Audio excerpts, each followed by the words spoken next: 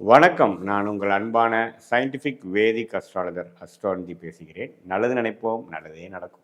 மகர ராசிக்காரர்களுக்கு 2025 ஆகஸ்ட் மாதம் எத்தகைய ஒரு மாதமாக இருக்க போகுதுன்னு பார்க்க போகிறோம். இப்போ பார்த்தீங்கன்னா ஆகஸ்ட் மாதம் பிறக்கும் பொழுதே பார்த்தீங்கன்னா குரு வந்து 6ஆம் இடத்துலேருந்து 12ஆம் வீட்டை பார்க்குறார். தன் வீட்டையே பார்க்கும் பொழுது 6-12 அதிகமான ஒரு திரிட்பலம் ஒளி பெறுகிறது.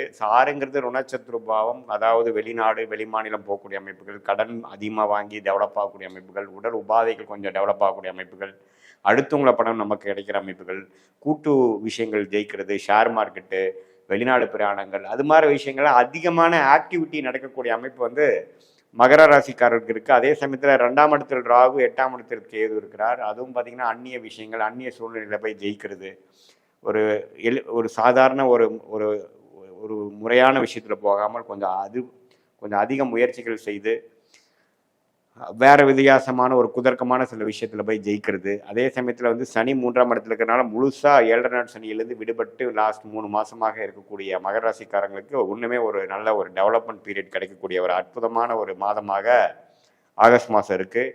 இதில் என்னென்னா குறிப்பாக நம்ம கவனமாக இருக்க வேண்டியது கடன் அதிகமாக வரக்கூடிய அமைப்புகள் இருக்குது. அந்த கடனால் நாம் உயரப்போகிறோம். அந்த எந்த அளவுக்கு நம்ம கடன் வாங்க முடியும், எந்த அளவுக்கு நம்ம அகலக்கால் வைக்க முடியுங்கிறதுல கொஞ்சம் மகர ராசியாக இருக்கக்கூடிய அன்பர்கள், தொழில் அமைப்புகள் இருக்கிறவங்க வந்து கொஞ்சம் ஜாக்கிரதையாக இருந்துக்கணும். அதே சமயத்தில் டாப் அப் லோன் வாங்குறது, ஒரு வீடு கட்டிருக்கோ வீடு வாங்குறக்கோ லோன் போகிறது, அதே சமயத்தில் ஒரு பழைய வண்டியை கொடுத்து புது வண்டி வாங்குறது, இது மாதிரி விஷயங்கள்லாம் அதிகமான விஷயத்துக்கு வந்து நம்ம ஈஸியாக நமக்கு கிடைக்கும். அது அடுத்தவங்களோட பணம், bank loan, finance, third party, இது மாதிரி நிறையா கிடைக்கும் பொழுது அது நம்மளால் திருப்பி கொடுக்க முடியுமா, நம்ம சக்தி என்னங்கிறதை தெரிந்து அதுக்கு தகுந்த மாதிரி ஒரு முடிவுகள் எடுப்பது ரொம்ப முக்கியங்கிறது நான் கேட்டுக்கொள்கிறேன்.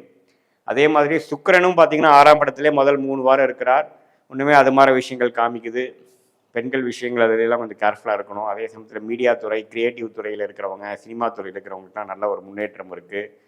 அது மாதிரி விஷயங்கள்லாம் கொஞ்சம் நல்லா இருக்குது. ஸோ வெளிநாடு எதிர்பார்த்துட்டு இருக்கிறவங்களுக்கு வெளிநாடு வாய்ப்புகள் உடனே கிடைக்குது. அது மாதிரி லோன் கிடச்சி எஜுகேஷன் லோன் போகிறது, ஹையர் ஸ்டடீஸ் பண்ண போகிறது, விசா அப்ளை பண்ணி வேலைக்கு போகிறது, திடீர்னு ஒரு வாய்ப்பு வந்து மாறுறது, அது மாதிரி விஷயங்கள்லாம் அதிகமாக நடக்கக்கூடிய அமைப்புகள் வந்து மகர ராசிக்காரர்களுக்கு 2025 ஆகஸ்ட் மாதம் காமிக்குதுங்க. அதே சமயத்தில் 7ஆம் இடத்துலேயே பார்த்தீங்கன்னா சூரியனும் புதன் இருக்கிறார். அட்டமாதிபதியே 7ல் இருக்கும் பொழுது நீ யாரோட பழகுறீங்க என்னங்க, அந்த மாதிரி கொலீக்ஸு, ஃப்ரெண்ட்ஸ்லாம் கொஞ்சம் கேர்ஃபுல்லாக இருந்துக்கணும்னு நான் கேட்டுக்கொள்கிறேன். அதே சமயத்தில் 9ஆம் இடத்துல வந்து செவ்வாய் இருக்கிறார். அப்பா விஷயத்தில் கொஞ்சம் கேர்ஃபுல்லாக இருக்கணும். செவ்வாயும் சனியும் நேர்கொள்ள பார்த்துக்கிறனால அப்பானால கொஞ்சம் கருத்து வேறுபாடுகள் வர்றது, கொஞ்சம் அவங்க உடல் உபாதைகள் வர்றதுங்கிற மாதிரி சில விஷயங்கள், பூர்வீகத்தில் சில விஷயங்கள் ப்ராப்ளமாக வருது, அதை நமக்கு சமாளிக்க வேணும் அப்படிங்கிற மாதிரி சில விஷயங்கள்லாம் கொடுக்குதுங்க.